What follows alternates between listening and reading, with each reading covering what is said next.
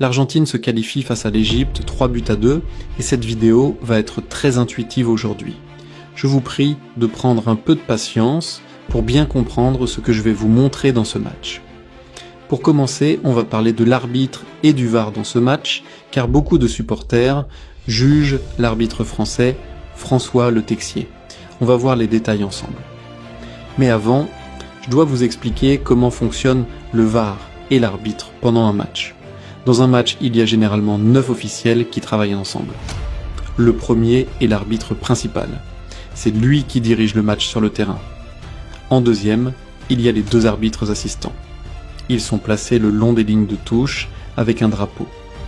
En troisième position, vous trouvez le 4e arbitre. Il est situé entre les 2 bancs des équipes.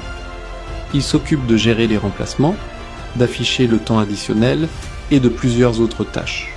En 4e position, vous trouvez les officiels du VAR. C'est là que les choses deviennent vraiment intéressantes, car c'est là que se concentrent les décisions les plus importantes. Ils ne sont pas sur le terrain, mais dans une salle vidéo appelée VOR, Video Operation Room. C'est le responsable de l'assistance vidéo. Il vérifie les situations importantes. Par exemple, les buts marqués, les pénaltys et les cartons rouges directs. S'il détecte une erreur claire, il contacte l'arbitre principal. Et c'est là que vous allez comprendre une situation importante. L'arbitre principal dirige le match, mais le staff du VAR a une très grande influence sur certaines décisions. On va voir cela avec un exemple. Prenons le 2e but de l'équipe d'Égypte que l'arbitre a finalement annulé. Au départ, un joueur égyptien avait commis une faute en marchant sur le pied d'un joueur argentin. L'arbitre principal ne l'avait pas remarqué. Pour lui, il n'y avait pas de faute, donc le but était valable. Mais quelques secondes plus tard, le VAR a contacté l'arbitre principal pour lui signaler qu'il y avait une faute. L'arbitre principal a alors le droit de demander que les images soient transférées sur son écran afin de revoir l'action.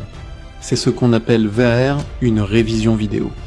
Ce que je veux vous montrer, c'est que l'arbitre principal se retrouve parfois dans un véritable dilemme. Il peut avoir envie d'accorder un but, une faute ou un penalty selon ce qu'il a vu sur le terrain, mais les officiels du VAR lui signalent qu'une erreur claire a été détectée. Dans ce cas, il doit réévaluer sa décision. Mais malgré cela, toutes les critiques du public retombent presque toujours sur l'arbitre principal. En revanche, il ne faut pas oublier que le VAR n'est pas parfait non plus. Parfois, ce sont les arbitres eux-mêmes qui commettent des erreurs d'appréciation sur le terrain. Je ferai une 2e vidéo pour terminer ce sujet et entrer encore plus dans les détails. Abonnez-vous pour ne pas la manquer.